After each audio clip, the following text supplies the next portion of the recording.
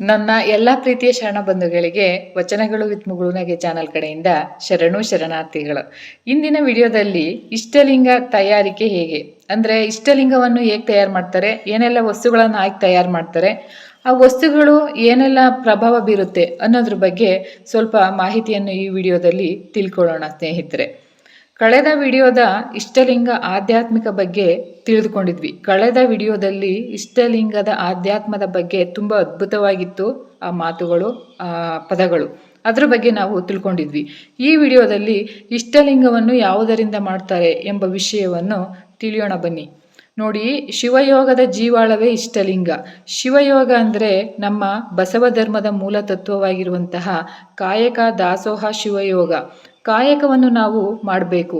ಕಾಯಕ ಮಾಡಿ ಬಂದಿದ್ದಷ್ಟು ದುಡ್ಡಲ್ಲಿ ನಾವು ದಾಸೋಹ ಕಾಯಕನ ಕೂಡ ಮಾಡಬೇಕು.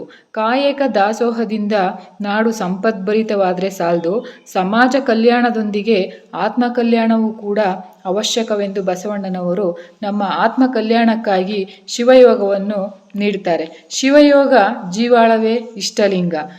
ಪರಾತ್ತರ ಪರಮಾತ್ಮರ ಚುಳುಕಾದಂತಹ ರೂಪವೇ ಇಷ್ಟಲಿಂಗ. ಇಂತಹ ಇಷ್ಟಲಿಂಗವನ್ನು ಕರುಣಿಸಿದವರು ನಮ್ಮ ಜಗಜ್ಯೋತಿ ಬಸವಣ್ಣನವರು. ನಿರಂಜನ ನಿರಾಕಾರ ಸ್ವರೂಪವಾಗಿರುವಂತಹ ಪರಮಾತ್ಮನಿಗೆ ನಮ್ಮ ಭಕ್ತಿಯನ್ನು ಸಮರ್ಪಿಸಲು ಅನುಕೂಲವಾಗುವಂತೆ ಧರ್ಮಗುರು ಬಸವಣ್ಣನವರು ಸಾಕಾರ ರೂಪದಲ್ಲಿ ನಿರಾಕಾರ ಪರಮಾತ್ಮನ ಕುರುಹಾಗಿ ಇಷ್ಟಲಿಂಗವನ್ನು ಕಲ್ಪಿಸಿದ್ದಾರೆ. ಹೀಗೆ ಇಷ್ಟಲಿಂಗದ ತಯಾರಿಕೆ ಹೇಗಿರುತ್ತೆ ಎಂಬುದನ್ನು ತಿಳಿಯೋಣ. ನೋಡಿ, ಈ ಕಂತೆಯ ನಿರ್ಮಾಣಕ್ಕೆ 8 ಅಮೂಲ್ಯ ವಸ್ತುಗಳು ಬೇಕಾಗುತ್ತೆ.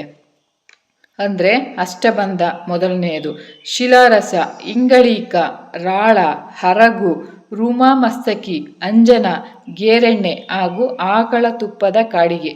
ಈ 8 ಅಷ್ಟಬಂಧಗಳಿಂದ ಇಷ್ಟಲಿಂಗವನ್ನು ತಯಾರಿಸುತ್ತಾರೆ. ಶಿಲಾರಸ ಅಂದರೆ ಏನು? ಕೌಟಿಣ್ಯವುಳ್ಳ ಖನಿಜ ಪದಾರ್ಥವು. ಈ ಶಿಲಾರಸ ಸಂಧಿವಾತ, ಮೈಕೈ ನೋವಿಗೆ ಉಪಯುಕ್ತವಾದುದು. ಮಾನಸಿಕ ಸ್ಥೈರ್ಯ ಹೆಚ್ಚಿಸಿ ನರಮಂಡಲದ ವ್ಯವಸ್ಥೆಯನ್ನು ಉದ್ದೀಪನಗೊಳಿಸುತ್ತೆ ಈ ಶಿಲಾರಸ. ಹಾಗೂ ಎರಡನೆಯದು ಇಂಗಳೀಕ ಅಂದರೆ ಸಿಂಧೂರ. ಇದು ಘನ ಪದಾರ್ಥವಾಗಿದ್ದು ಕ್ಷಾರೀಯ ಗುಣವಾಗಿದ್ದು ಆಗಿದೆ. ದೇಹದ ನರನಾಡಿಗಳಲ್ಲಿ ಹರಿದಾಡುವಂತಹ ರಕ್ತದ ಮೌಲ್ಯವನ್ನು ಸಮತೋಲನಗೊಳಿಸಿ ದೇಹಕ್ಕೆ ಪುನಃ ಚೈತನ್ಯ ನೀಡೋದು ಈ ಇಂಗಳೀಕ. ಹಾಗೂ ರಾಳ ಅಂದರೆ ಸಂಚಿಪರ್ಣ, ಪರ್ಜಾತ ಅಂತಹ ವೃಕ್ಷಗಳು ಅಂಟುವಾಗುವಂತಹ ದ್ರವರೂಪದ ಹನಿಗಳನ್ನು ಇದು ಹೊರಸೂಸುತ್ತೆ.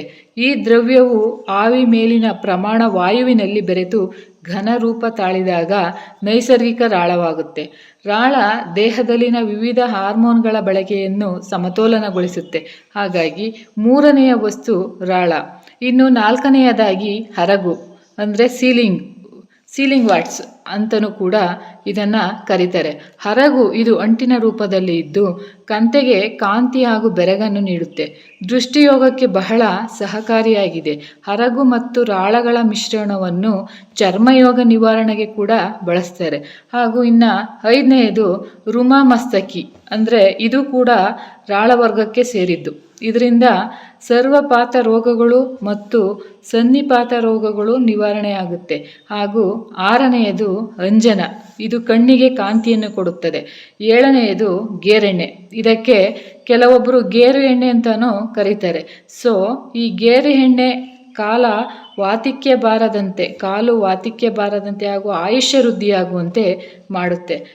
ಇನ್ನು 8ನೆಯದು ಆಕಳದ ತುಪ್ಪದ ಕಾಡಿಗೆ. ಇದು ಮೆದುಳಿನ ಗ್ರಹಣ ಧಾರಣ ಸ್ಮರಣ ಶಕ್ತಿಯನ್ನು ಹೆಚ್ಚಿಸುತ್ತದೆ, ಮನಕ್ಕೆ ಶಾಂತಿ ನೀಡುತ್ತದೆ, ಲಿಂಗಕ್ಕೆ ಹೊಳಪು ಮತ್ತು ಕಾಂತಿಯನ್ನು ಕೊಡುತ್ತದೆ.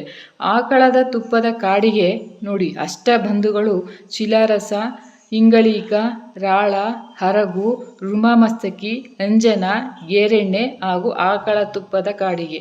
ಹೀಗೆ ಅಷ್ಟಬಂಧುಗಳು ಶಕ್ತಿಯಾಗಿದ್ದು ಆರೋಗ್ಯ ಮತ್ತು ಆಯುಷ್ಯವನ್ನು ಹೆಚ್ಚಿಸುತ್ತದೆ. ನೋಡಿ, ಅಷ್ಟಬಂಧುಗಳು ಶಿಲಾರಸ, ಇಂಗಳೀಕ, ರಾಳ, ಹರಗು, ರುಮಾಮಸ್ತಕಿ, ಅಂಜನ, ಗೇರೆಣ್ಣೆ ಹಾಗೂ ಆಕಳ ತುಪ್ಪದ ಕಾಡಿಗೆ. ಹೀಗೆ ಅಷ್ಟಬಂಧುಗಳು ಶಕ್ತಿಯಾಗಿದ್ದು ಆರೋಗ್ಯ ಮತ್ತು ಆಯುಷ್ಯವನ್ನು ಹೆಚ್ಚಿಸುತ್ತದೆ. ಈ ಅಷ್ಟಬಂಧಗಳನ್ನು ಸೇರಿಸಿ ಇಷ್ಟಲಿಂಗವನ್ನು ತಯಾರಿಸುತ್ತಾರೆ. ಮುಂದಿನ ವಿಡಿಯೋದಲ್ಲಿ ಸಿಗೋಣ. ಅಲ್ಲಿವರೆಗೂ ಎಲ್ರಿಗೂ ಕೂಡ ಹೃದಯಪೂರ್ವಕ ಧನ್ಯವಾದಗಳು.